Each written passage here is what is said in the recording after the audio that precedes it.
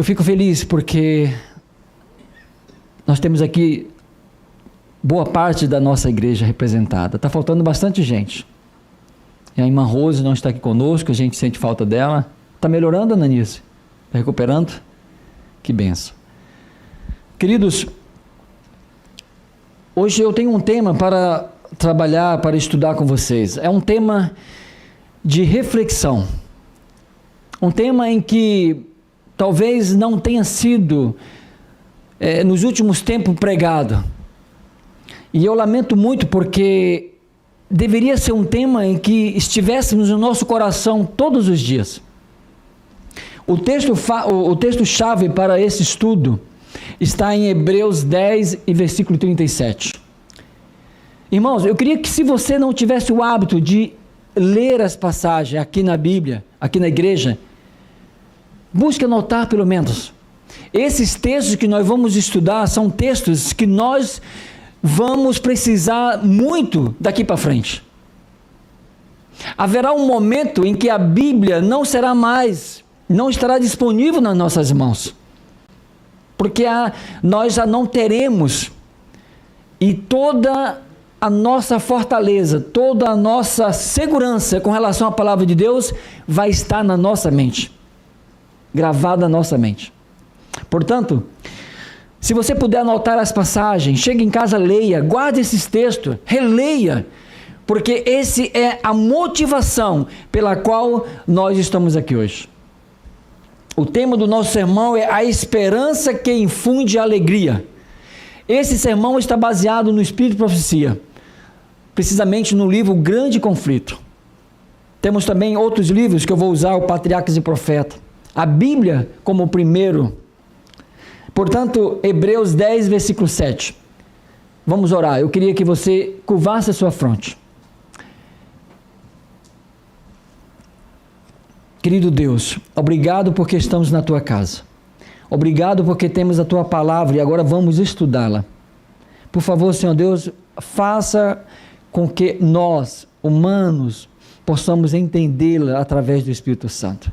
Que ela alcance os nossos corações, que ela nos transforma. Porque pedimos isso por Cristo Jesus. Amém. Queridos, o texto diz: porque ainda dentro de pouco tempo, aquele que vem virá e não tardará. Esse texto fala de Jesus Cristo, de uma promessa que foi dada a nós desde o Jardim do Éden. Todos nós que estamos aqui, em algum momento da nossa vida, nós já ouvimos falar. Muitos que não estão aqui também sabem que Cristo vai voltar. Todas as religiões pregam. O Hebreus 10, versículo 37, desculpa. E nossa razão de estarmos aqui é porque Cristo vai voltar. Esse é o nosso objetivo. Amém. A grande redenção, ela só será completa com a segunda vinda de Cristo. Desde o Éden, os filhos da fé têm esperado essa promessa se cumprir. Nós, sem dúvida, que estamos aqui, já ouvimos, quem sabe, os nossos pais, os nossos avós, ou até mesmo pessoas falarem a respeito da volta de Cristo. E quando nós olhamos a Bíblia, nós vemos nela repletas mensagens e promessas do retorno do nosso Salvador Jesus Cristo. Agora, eu queria trazer para vocês alguma retrospectiva da Bíblia com relação a essas promessas. Nós estudamos aqui na lição, e essa lição da semana vai nos ajudar nesse sermão. Enoque, o sétimo depois de Adão, ele profetizou acerca da volta de Cristo. Judas escreveu lá no seu livro, no versículo 14 e 15, quando ele diz: o Senhor vem com milhares de seus santos para julgar a todos. O propósito da vinda de Cristo nesse mundo, para resgatar aqueles que são os seus filhos, seus servos, seguidores, tem um único objetivo: de mostrar ao mundo quem era o caráter, quem é Cristo em relação ao caráter dele durante o mundo, porque o caráter de Cristo foi colocado ao universo como um caráter que não era o caráter de Cristo. O propósito é esse. E o segundo é salvar a raça humana do pecado que foi cometido, que nós fomos envolvidos. Jó, em meio às trevas de sua aflição, exclamou, no capítulo 19, versículo 25 a 27, quando ele diz: porque eu sei que meu Redentor vive, e que por fim se levantará sobre a terra. Eu em minha carne verei a Deus, vê-lo-ei eu mesmo, e os meus olhos verão e não outro. Jó tinha a certeza de todo o seu sofrimento se resultaria em uma grande esperança, se resultaria em uma grande vitória, que era a vitória de ver Cristo, porque ele diz: os meus olhos o verão e não outros. Jó tinha certeza de que Cristo ia voltar e que todo o sofrimento estava limitado com o seu retorno. A vinda de Cristo é tratada na Bíblia como grandes palavras, enormes palavras, cheias de vida, porque Davi disse lá no Salmo 96, do versículo 11 ao 13, quando ele diz: alegrem-se os céus e a terra exultem na presença do Senhor, porque vem de julgar a terra, julgará o mundo com justiças e os povos. Esse é o propósito. Deus fará justiça para com aqueles que foram colocados injustamente sob o governo de Satanás.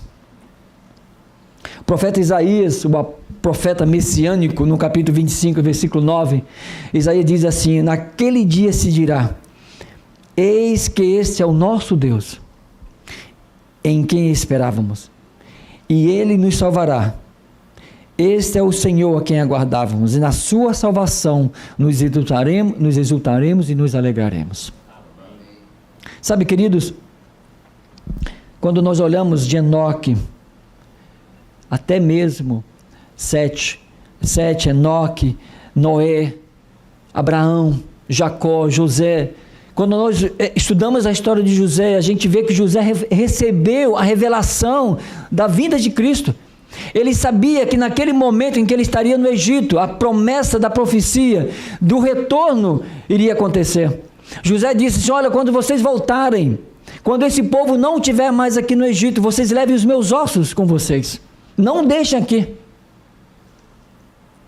Jesus também confortou os seus discípulos, quando ele esteve aqui na terra. João, no capítulo 14, 2 e 3, ele disse: olha, na casa do meu pai há muitas moradas, e eu vou preparar-vos lugar para vocês. Foi Cristo que falou aos discípulos. Mateus 25, 31, 32 diz: quando vier o Filho do Homem na sua majestade, e todos os anjos com ele, então se assentará no trono da sua glória, e todas as nações se reunirão na sua presença. Cristo vai voltar. Quando Jesus subiu aos céus, que estava ali, os anjos se reuniram e olharam para aqueles discípulos tristes. Os anjos dizem assim: olha, esse mesmo Jesus que dentro de vós foi levado ao céu, voltará da mesma forma como o viste subir. Sabe, queridos, a promessa de Cristo do retorno não só parou nos discípulos. Quando aqueles homens, pelo mestre, então se colocou diante do mundo para pregar esse evangelho, eles tinham a única pregação, o único propósito era ensinar aos outros que aquele Jesus iria voltar.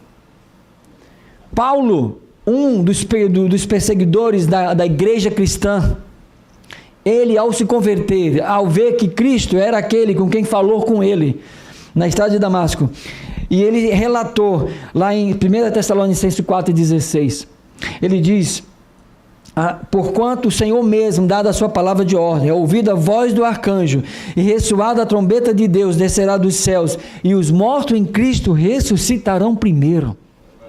Paulo tinha a certeza de que diante de todo o sofrimento que esse mundo havia causado aos seus servos, ao servo de Deus, mesmo morrendo diante desse mundo, aqueles pelas quais aguardam a volta de Cristo irão ressuscitar primeiro. Paulo testificou essa promessa, afirmando que os que morreram em Cristo serão ressuscitados primeiro. O apóstolo João, na ilha de Patmos, ele escreveu em Apocalipse 1, versículo 7, eis que vem com nuvem e todo olho o verá. Queridos, a volta de Cristo destruirá esse domínio prolongado que há no mal sobre o nosso mundo. O reino do mundo se tornou de nosso Senhor e o seu Cristo, e a ele reinará pelos séculos dos séculos. Apocalipse 11 e 15. O profeta Isaías, novamente citando ele, lá em 61, no capítulo 61, 11, diz: o Senhor Deus fará brotar justiça e o louvor perante todas as nações. Sabe, queridos, o Senhor vai voltar. Deus está próximo de voltar. Quando nós estudamos a Bíblia com relação a essas promessas da volta de Cristo, nós entendemos uma coisa: Cristo vai voltar. Não é isso? Não tem mais o que dizer. Esta afirmação, ela é uma afirmação segura. Mas existem algumas coisas que nós precisamos entender com relação à volta de Cristo. Sinais da sua volta. Sabe por que eu estou trazendo esse tema para nós? Porque nós estamos vivendo um período da história desse mundo, onde esta mensagem, ela tem se perdido durante o tempo. Parece que nós estamos vivendo um período em que eu tenho a certeza de que Cristo vai voltar, mas eu não sei quando, e não sabemos mesmo. Olha, a profecia da volta de Cristo não somente prediz a maneira como ele vai voltar, mas o objetivo da vinda de Cristo é fazer com que todos aqueles que aceitarem a ele como seu Salvador estejam um dia morando com ele nos céus. Lucas capítulo 21 e versículo 25. É um texto que todos nós já conhecemos. Haverá sinais no sol, na lua e nas estrelas. Se você for um pouquinho mais adiante, em Marcos 13, 24 a 26, e vai dizer assim, o sol escurecerá, a lua não dará sua claridade, e as estrelas cairão do firmamento, e os poderes do céu serão abalados. Então verão o Filho do Homem vir nas nuvens, com grande poder e glória. Amém. Apocalipse 6 e versículo 12, diz assim, sobreveio grande terremoto, e o sol se tornou negro como saco de crina, a lua toda com sangue. Muito bem, eu queria parar aqui por enquanto. O texto diz 3 grandes acontecimentos: terremoto, a lua escurecerá, a lua e o sol não darão o seu brilho. Quando Jesus disse, se você for lá em Mateus 24, você vai ver ali Jesus pregando sobre o Monte das Oliveiras, falando sobre o princípio das dores. Esse é um tema que eu me encanto na Bíblia. Quando Jesus olha para Jerusalém, aquele grande templo, que não era o templo de Salomão, já havia sido reconstruído após o domínio de Babilônia. Mas quando Jesus olha para aquele templo, Ellen White descreve as belezas daquele templo, e Jesus então ali, naquele momento, ele começa então a falar sobre o princípio das dores, do sofrimento, como seria a sua volta. Esse é um sermão para um outro momento. Tem muita coisa a aprender nesse texto.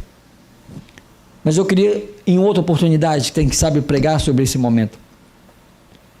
Mas a Bíblia faz referência a 3 grandes eventos. O sol e a brilha deixarão de existir, haverá abalo nas estrelas, no firmamento, e grande terremoto. Irmãos, Ellen White descrevendo esse momento. Nós tivemos um período da profecia de Daniel 7, 14, se eu não me engano, dos 1260 dias ou anos proféticos, período da assolação. Esse período ele terminou. Então, logo após esse período, vem o cumprimento dessa profecia, que é o terremoto de Lisboa. Ellen White descreve um pouco de tudo como que foi esse período. 1755. Esse terremoto, ele aconteceu na cidade ali em Lisboa, em Portugal. Ele se estendeu pela Europa, pela África, foi até a Groenlândia. Se você pegar Lisboa, a Groenlândia, tem uma distância de 4.470 quilômetros de distância. Esse terremoto alcançou as Antilhas, que está muito mais além, está a 6.560 quilômetros de distância de Lisboa. Na Ilha da Madeira, na Noruega, na Suécia, na Grã-Bretanha, na Islândia. Aqui na América do Norte foi sentido. Sabe, esse terremoto teve uma extensão territorial de mais de 10 milhões de quilômetros quadrados. As vastas ondas varreu a costa da Espanha e a costa da África. Várias cidades foram submergidas pelas ondas com mais de 12 metros de altura. Na cidade de Lisboa, um som como de trovão foi ouvido sobre o solo, e imediatamente, depois de um violento choque, derrubou a maior parte da cidade. As montanhas foram sacudidas, ao meio delas saíam tochas de fogo, lavaredas de chamas. Somente na cidade de Lisboa foram mais de 60 mil pessoas que morreram nesse terremoto. Ao total, de todo esse terremoto, mais de 90 mil pessoas. Foi o maior terremoto da história. A ascensão de Cristo aos céus, a pregação do Evangelho, a expansão do Evangelho, a perseguição da igreja. A profecia que haveria terremoto. Esse foi o primeiro terremoto de todo o nascimento de Cristo até. Esse é o primeiro sinal dado como o próximo, como a volta de Cristo.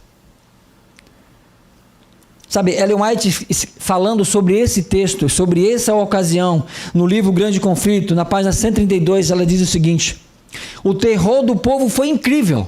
Aliás, desculpe, indescritível. Ninguém chorava. Estava além das lágrimas.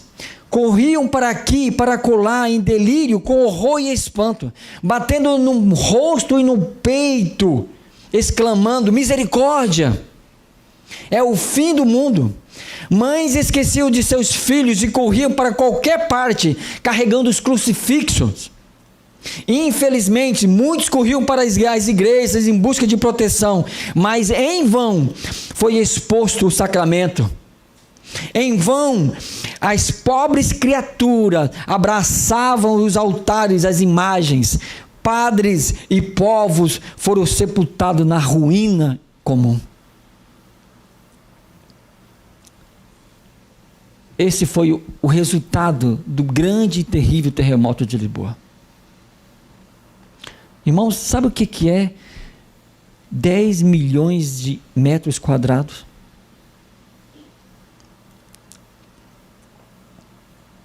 Esse foi o primeiro ponto que marcou o tempo da volta de Cristo. Sabe, irmãos, 25 anos depois, 19 de maio de 1780, cumprindo as palavras de Cristo aos discípulos em Marcos 13, 24, naquele dia, após a referida tribulação, olha as palavras de Cristo, naqueles dias, após a referida tribulação, o sol escurecerá, a lua não dará a sua claridade. 25 anos depois do terremoto de Lisboa, o sol se escurece. O sol nasce normal, como todos nós vemos todos os dias, e logo após as 9 horas, ele começou então a ficar nublado. E o Espírito se relata que ao meio-dia não se podia ver ninguém. Era necessário ter uma candeia, uma luz, para poder enxergar alguma coisa. Sabe, se você pegar a sua Bíblia, e foi em Joel 2, versículo 31, 2.500 anos de Cristo nascer. Noé profetizou e diz assim, olha, o sol se converterá em trevas, e a lua em sangue, antes que venha o grande e terrível dia do Senhor. Fazendo referência a Cristo aqui, quando ele diz a referida tribulação, essa referência à grande tribulação está referindo-se a Daniel 7,25 lá, que eu já falei, do tempo profético dos 1260 dias literais ou proféticos, né? Esses dias terminaram em 1798. E exatamente um quarto de século, ou seja, 25 anos antes do fim desse período profético, profetizado por Daniel, haveria de ocorrer então o escurecimento do sol e da lua. Hoje nós estudamos sobre o tempo de Deus, e a gente vê que Deus trabalha exatamente, querido, tudo se cumpre dentro perfeitamente, sabe? E quando Cristo estava se referindo aqui à grande tribulação, lá em Marcos 24, quem sabe entender, que entenda, porque Cristo estava se referindo a essa profecia de Daniel.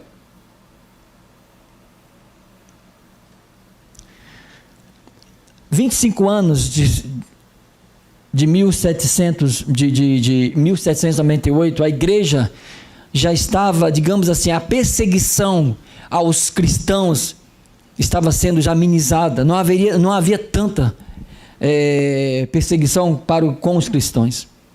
A gente conhece, né, a história dessa profecia. Talvez um dia a gente possa pregar sobre essa profecia de Daniel dos 1260 dias, que se faz referência exatamente no cerco de Jerusalém até a esse período que marca exatamente os primeiros sinais da volta de Cristo.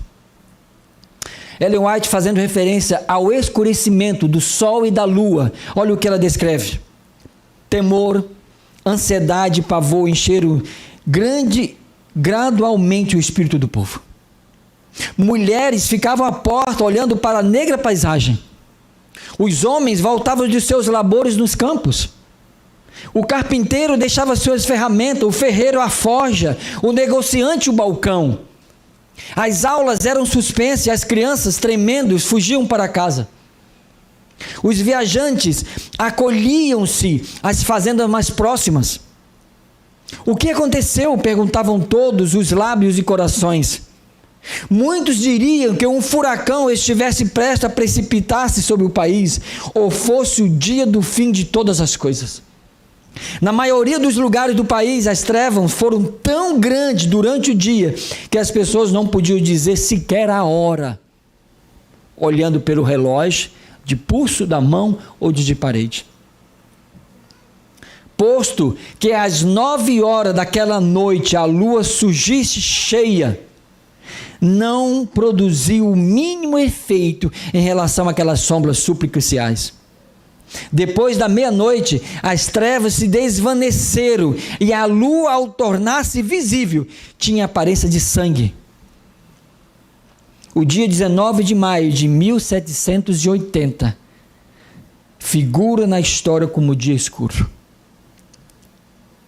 Sabe, Ellen White disse que desde Moisés até aquele momento nunca houve na história da humanidade esse episódio como tal aconteceu.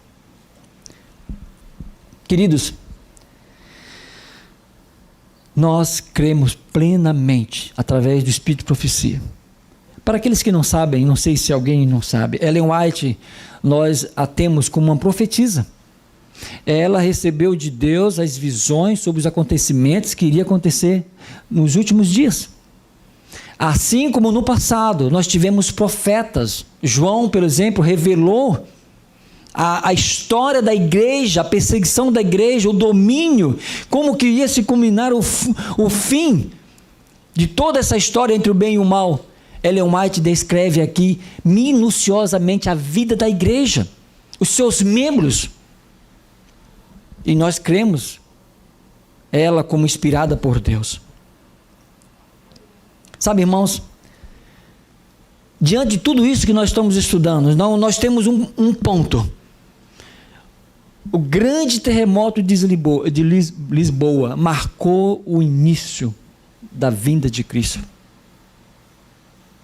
Logo em sequência, a gente vê outra profecia se cumprindo. Sabe, diante de tudo isso, Deus tem algumas advertências para nós.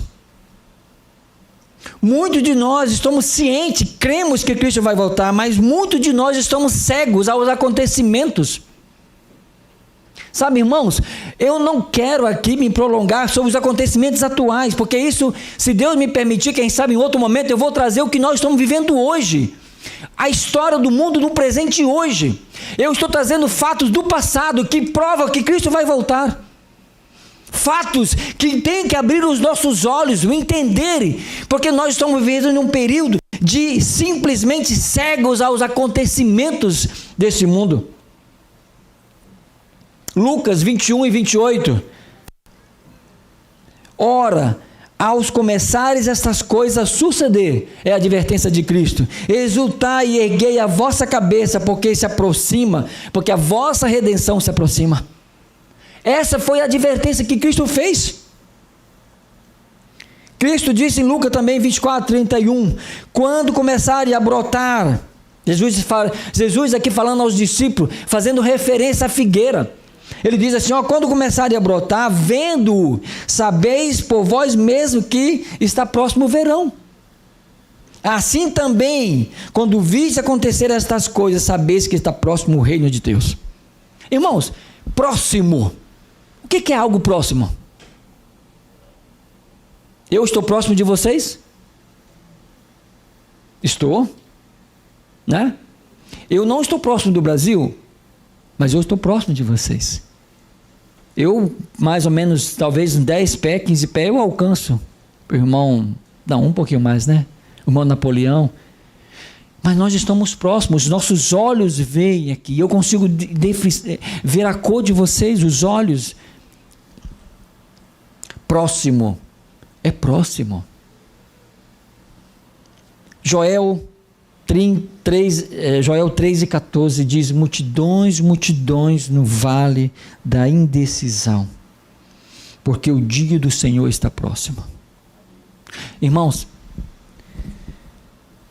eu gostaria de que vocês entendessem uma coisa. As profecias da volta de Cristo estão se cumprindo todos os dias. Mas nós estamos envolvidos numa situação tão grande, numa busca tão grande, que nós não nos apercebemos às pequenas coisas que estão acontecendo. Parece que nós queremos grandes coisas, como aconteceu com o terremoto. Semana passada eu estava lendo algumas matérias, lendo algumas notícias, passando aqui pelo celular, algumas manchetes, me deparei com algo que me chamou a atenção. Os cientistas provaram recentemente que o dia não tem mais 24 horas, pastor. Os dias estão ficando curtos. E a Bíblia fala exatamente disso, que os tempos seriam abreviados. E nós vemos agora a ciência provando, mostrando que o dia não tem mais 24 horas. O dia tem menos horas. E você já percebeu que parece que a gente já levanta e quando olha já é meio-dia? E quando olha já temos que ir para a cama? O grande conflito, página 134. Essa aqui é uma advertência para Deus, para nós. E essa advertência, Ellen White faz referência a esse país, os Estados Unidos. E olha o que ela diz, irmãos. Na igreja, esta igreja, ela não está falando da igreja católica, não está falando da igreja batista, está falando a igreja, esta igreja. O amor de Cristo e a fé em sua vinda haviam se esfriado.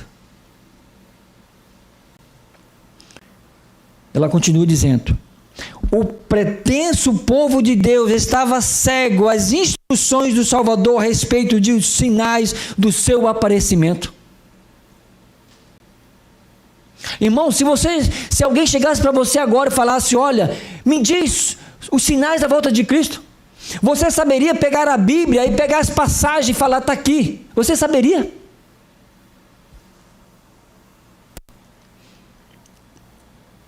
A doutrina do segundo advento tinha sido negligenciada, a ponto de estar em grande parte esquecida, mesmo ignorada, especialmente nos Estados Unidos. Irmãos, olhe para esse país no passado, um país protestante. Eu fui visitar uma igreja adventista aqui, americana. Tinha eu, minha família, meus filhos, minha esposa e mais 4 pessoas na igreja. Uma igreja enorme, irmãos.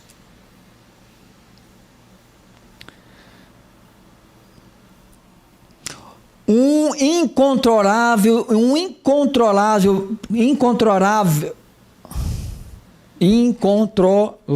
desejo de adquirir dinheiro, a ansiosa busca de popularidade e poder levaram as pessoas a afastar para o distante futuro o dia solene em que desaparecia a atual coisas, a ordem das coisas. Sabe, irmãos, nós estamos vivendo um período onde nós estamos olhando para nós mesmos. Nós não estamos mais olhando para aquilo que nós estamos desejando. Eu sei que Cristo vai voltar. Eu venho a uma igreja, eu devolvo meus dízimos, devolvo as minhas ofertas, participo da lição, eu faço alguma coisa.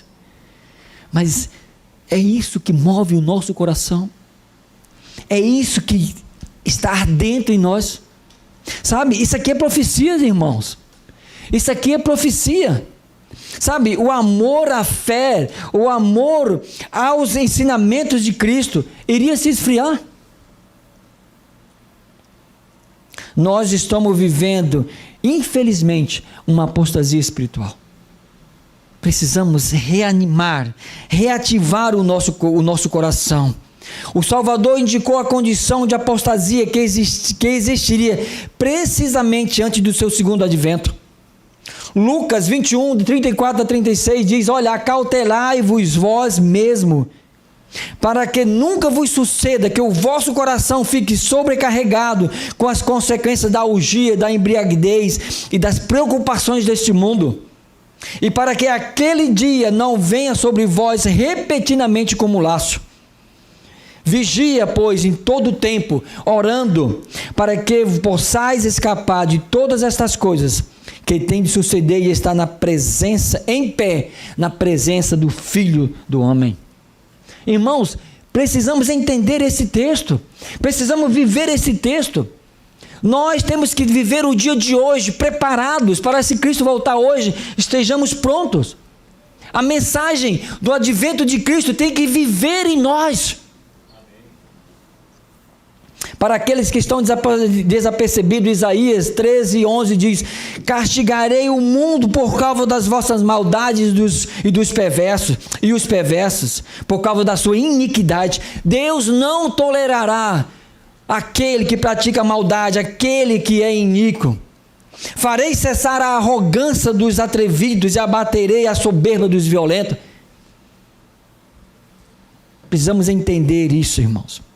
Mas ao mesmo tempo em que Deus nos dá as promessas, nos mostra os sinais, que Deus nos adverte, Deus também tem um chamado de advertência, de um despertamento para a nossa vida. Se você for em Joel 2, 12 e 13, o texto diz o seguinte: convertei-vos a mim de todo o vosso coração, isso com jejum, e com choro e com pranto. E olha o que diz o profeta: e rasgai o vosso coração e não os vossos vestidos, e convertei-vos ao Senhor vosso Deus, porque Ele é misericordioso, compassível e tardio-se em irar, e grande em benevolência. Esse é o chamado que Deus faz para nós, sabe? Uma renovação de votos espirituais. João 12, 8:12 diz: quem me segue não andará nas trevas, pelo contrário, terá a luz da vida. Sabe, quando nós buscarmos a Deus de maneira de entender que eu quero me esforçar o máximo para que as promessas da volta de Cristo estejam em mim, Deus nos dá a luz da vida eterna. E Salomão diz que melhor é o lucro que ele dá do que a prata, e a melhor renda do que o ouro refinado. Olha que coisa maravilhosa, né? Apocalipse 14, 6, versículo 7. Sabe, irmão, uma tarefa que nós precisamos ter, esse é o dever de casa de todo cristão. E diz assim, ó: e vi outro anjo voando pelo meio do céu, e tinha um evangelho eterno para proclamar aos que habitam sobre a terra, e a toda nação, e tribo, e língua, e povo. E o versículo 7, dizendo com grande voz: temei a Deus e dá-lhe glória, porque é vinda a hora do seu juízo, e adorar aquele que fez os céus, a terra, o mar e as fontes das águas. Querido, este é o evangelho eterno. Temos que proclamar esse evangelho. Não adianta eu querer ser salvo sozinho, porque Deus vai prolongar a sua vida em favor de nós. Foi o que eu falei hoje na lição. Se tivermos aqui que não esteja preparado, e se Deus tivesse que vir amanhã, Ele tardaria a sua vinda em favor deste.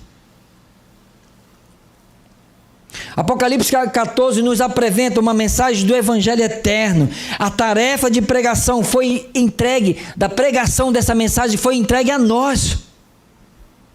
Ellen White, descrevendo esse texto, diz: santos anjos têm dirigido esta mensagem, esta pregação, mas ela diz: a proclamação do evangelho propriamente dita é realizada pelos servos de Cristo na terra. Essa é a nossa tarefa. É o nosso dever de casa. Eu não posso, irmão, me calar diante de uma promessa que eu desejo tanto e ver outros que estão lá fora sofrendo sobre as consequências do pecado, a escravidão do pecado. E ela continua dizendo: pessoas fiéis, obedientes aos impulsos do Espírito de Deus e aos ensinamentos de sua palavra devem proclamar essa advertência. Não é todos, irmãos, que vão pregar a palavra de Deus, não.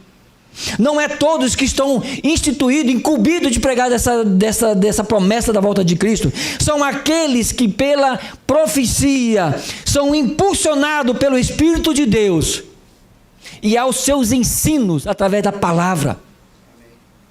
É necessário que você entenda que para eu representar a Cristo, eu preciso ser obediente ao Espírito de Deus, ou seja, viver sob o domínio do Espírito Santo. E eu preciso, irmãos, ter isso aqui na minha vida. Não é simplesmente lá na minha cabeceira da minha cama sobre o criado mudo. Eu quero já começar a finalizar o meu sermão, quero concluir. Sabe, 1 Tessalonicenses 4, 5, de 4 a 5, diz assim: mas vós, irmãos, não estáis em trevas, para que este dia, como ladrão, não vos apanhe de surpresa. Porquanto vós todos sois filhos da luz e filhos do dia. Nós não somos da noite, nem das trevas. Nós não estamos nesse mundo, irmãos, porque esse mundo é trevas. Há algo muito mais além do que nós imaginamos. As promessas que Cristo deu da sua volta, os ensinos, o que Deus mostra para nós hoje, através das profecias, é exatamente o que Ele deseja, que nós estejamos lá com Ele. O grande terremoto de Lisboa, o escurecimento do sol, a lua se tornando em sangue, são apenas a evidência que Cristo está voltando. Sabe, quando Jesus veio a esse mundo, a nação de Israel estava ali. Jesus veio na plenitude dos tempos, diz Isaías. E Israel deveria estar preparada para receber Cristo Jesus. Mas infelizmente eles não estavam. Ali estava no campo, talvez não sei, olhando, aqueles 3 pastores olhavam então os céus, pensando sobre que haveria de vir um rei para sobre Israel, ali vendo toda a perseguição, sabe, toda a opressão sobre Israel, e aqueles 3 pastores olham para o templo e vê uma estrela, a estrela de Davi, e eles então perceberam, nossa, é a estrela, está se cumprindo a profecia, vai nascer aquele que será o rei de Israel, aquele que vai nos salvar. Sabe, irmãos, apenas 3 estavam ali esperando o Salvador, as boas novas, a proclamar aquele evangelho. Sabe, a nação de Israel estava entregue ao comodismo, enquanto o povo dormia nos seus pecados. Jesus viu a sua igreja como uma figueira infrutífera, cobertas de folhas pretensiosas, mas destituída do precioso fruto. A atitude da verdadeira humildade, arrependimento em fé estava em falta. Sabe, o sacerdote fazia os sacrifícios todos os dias no templo. O judeu ia na praça pública e batia no peito, orava em altas vozes, mas não tinha humildade, não era arrependido genuinamente, faltava-lhe fé. Havia o orgulho, havia o fanatismo, havia o egoísmo, havia a opressão. Uma igreja completamente apóstata, fechada aos finais do tempo. Quando o homem caiu, através de Adão, Ellen White diz que todo o céu ficou triste. Os anjos pararam de cantar, de tocar os instrumentos. Cristo encontrou-se com o Pai, Deus, e diz Zacarias profetizou, falando sobre esse texto, diz que eles tiveram uma longa conversa. O plano da redenção já estava pronto, mas naquele momento, diz que tudo parou. E Deus então, Jesus Cristo então se ofereceu ao Pai e disse, eu vou salvar o homem.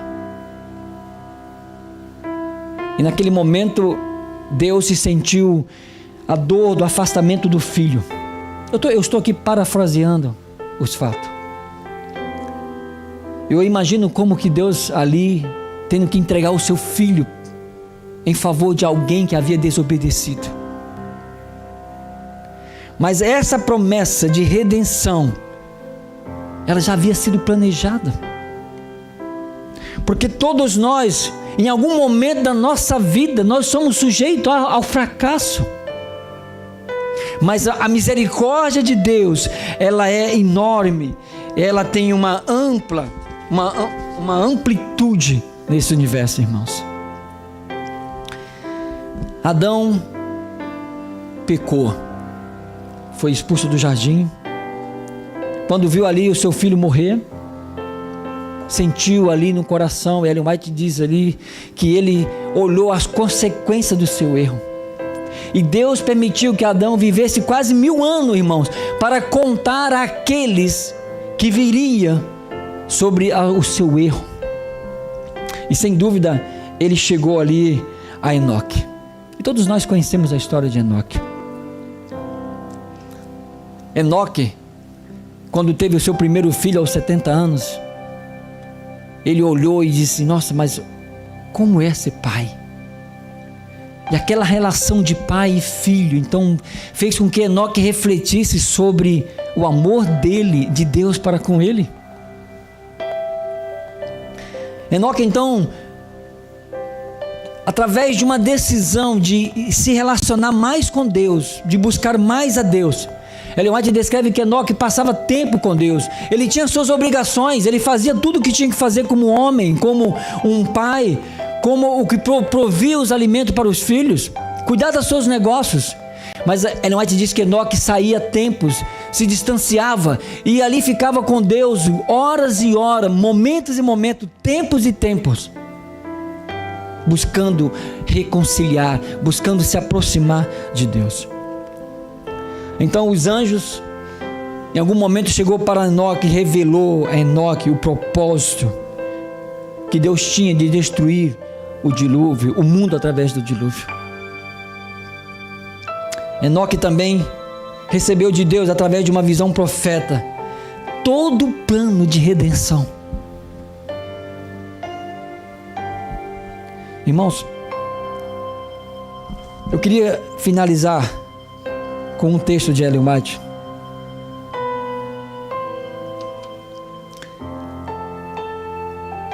Em visão profética, foi instruído com respeito à morte de Cristo. Ele foi mostrado sua vinda em glória, acompanhado de todos os santos anjos para da sepultura resgatar o seu povo. E continuando o texto diz assim, olha, Enoque se tornou um pregador da justiça, tornando conhecido ao povo que Deus lhe revelara. Sabe, irmãos, nós também representamos a Cristo. Nós guardamos os mandamentos de Deus e temos testemunho e a fé. Sabe, irmão, Enoque não guardou aquilo para si. Enoque foi lá e revelou ao povo aquelas preciosas revelações que havia recebido. Você crê que Cristo vai voltar? Você está preparando-se para encontrar com Ele? Eu não sei o dia. Talvez esse seja meu último sermão nesta igreja, meu último dia, ou as minhas últimas horas.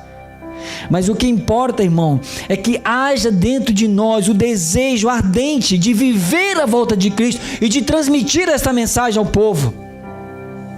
Aqueles que temiam o Senhor procuravam esse santo homem para partilharem de sua instrução e de suas orações. Nós temos que ser esses Enoque de hoje, irmãos. As pessoas têm que olhar em nós o desejo de alcançar os céus através da vinda de Cristo, e nós temos que ser instrumento para este povo. Assim como Enoque foi, as pessoas viam naquele homem, um homem que tinha Deus em sua vida, e eles procuravam esse homem. Enoque trabalhava também publicamente, apregoando a mensagem de Deus a todos que desejavam ouvir as palavras de advertência. Queridos, há muitas pessoas que precisam ser salvas. Nós temos muitos bancos aqui vazios. Eu tenho uma responsabilidade, você também tem. Sabe, irmãos, a melhor maneira de falar para alguém sobre Cristo é falar daquilo que você tem experiência com Cristo. Eu tenho um prazer de falar de Cristo, porque assim, Deus tem sido muito generoso para comigo, tem me abençoado muito, tem me dado coisas que eu não mereço.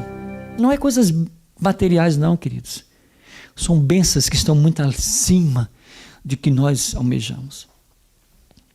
Irmãos, Cristo está voltando. Aquele que há de vir verá e não tardará. Esteja você preparado ou não, Cristo vai voltar. E o meu desejo, a minha oração é que todos nós, de mãos dadas lá no céu, possamos nos abraçar e dizer, olha como foi bom poder ter vencido o mundo, como foi bom poder ter me entregue a Cristo, como foi bom poder ter renunciado aos meus desejos, como foi bom poder ter amado mais, ter orado mais. Que Deus abençoe cada um de vocês. Antes do sermão, antes do hino final, eu gostaria de fazer uma oração, e depois nós iremos cantar o hino e iremos sair. Curve sua fronte, irmãos, que nós iremos orar. Querido Deus que estás nos céus, que promessa maravilhosa o Senhor deu para os discípulos e hoje foi alcançado a nós. Que promessa maravilhosa o Senhor tem dado, Pai, para aqueles que desejam um dia estar contigo nos céus. Senhor, nós te buscamos e nós te desejamos, mas muitas vezes também os nossos olhos ainda estão nesse mundo. Por favor, Pai, nos ajude a alimentar das promessas da Tua volta, daquilo que o Senhor quer que nós façamos. e que possamos, ó Deus, nos preparar para estar um dia contigo. A nossa alegria é poder compartilhar com aqueles que precisam também desta alegria. Por favor, Senhor Deus, nos dê a oportunidade. Mostra-nos as pessoas que possamos pregar, seja pela palavra, pelo exemplo. Por favor, que nós sejamos discípulos de Jesus. Que não guardemos somente essas promessas para nós, ou que não venhamos a esquecê-la, mas que possamos viver essas promessas todos os dias da nossa vida. Manhã após manhã, seja essa a nossa disposição em tê-las no nosso coração. Abençoe, Senhor Deus, a cada irmão que aqui está. Que o Teu Espírito alcance cada um deles. Abençoe na sua vida espiritual, que eles renovem-se a cada dia, se entregando ao Senhor. Que procurem fazer as coisas certas, que procurem serem testemunhas de Cristo, que eles procurem ser fiéis, verdadeiros, porque o Senhor há de vir. Aquele que há de vir virá e não tardará. Que o Teu nome seja louvado, glorificado, pois pedimos essa prece assinada pelo sangue de Cristo Jesus.